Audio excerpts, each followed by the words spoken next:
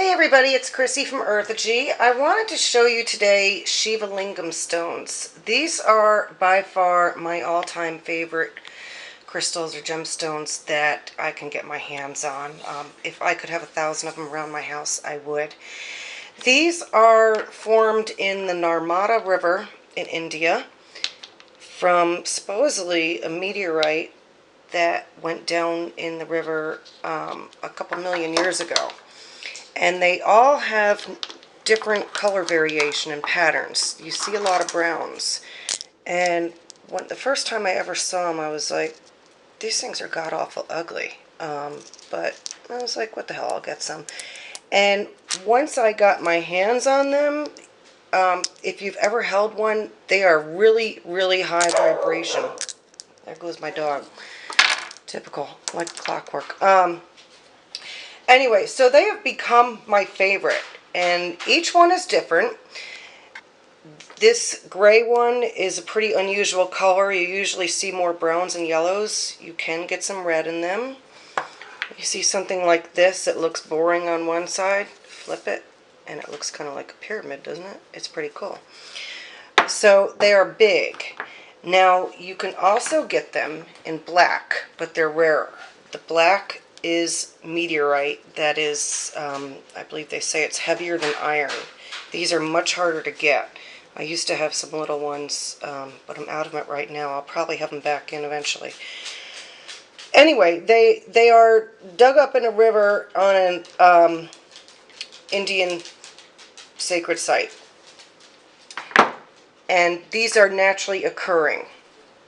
Now, I wanted to show you something else that supposedly comes from a river that people talk about, and these are rose quartz seer stones, S-E-E-R. They're also called Emma's eggs, and I think there's a couple other names for them. There's a story going around with some retailers saying that they're formed in the Elba or Emma River in Brazil, and they say that, see how this side is polished and the rest looks like hard candy or something like that. It's like a frosted look. They're claiming that these are formed naturally in a river.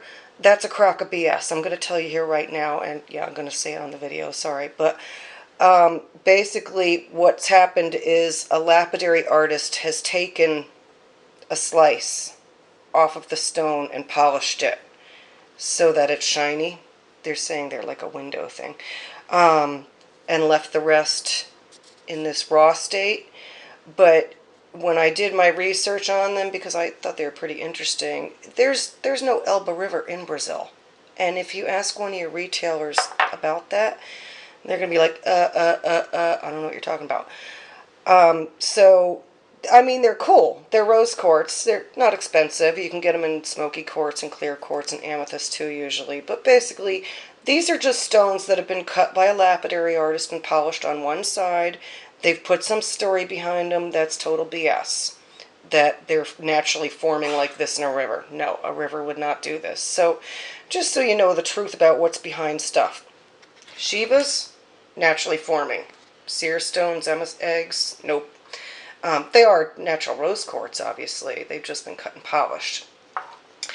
And, I was also going to tell you about Shiva's, that if you watch the Indiana Jones movies, they were in one of the movies. I haven't seen it. I don't even know if you can still get it on Netflix. But I think it's the Temple of Doom movie where they have something like this, and they call them Sankara stones. Shiva's go by a lot of different names. Shiva Lingams. It's spelled different ways. Sankara stones, bohi stones. There's all kinds of different names for them.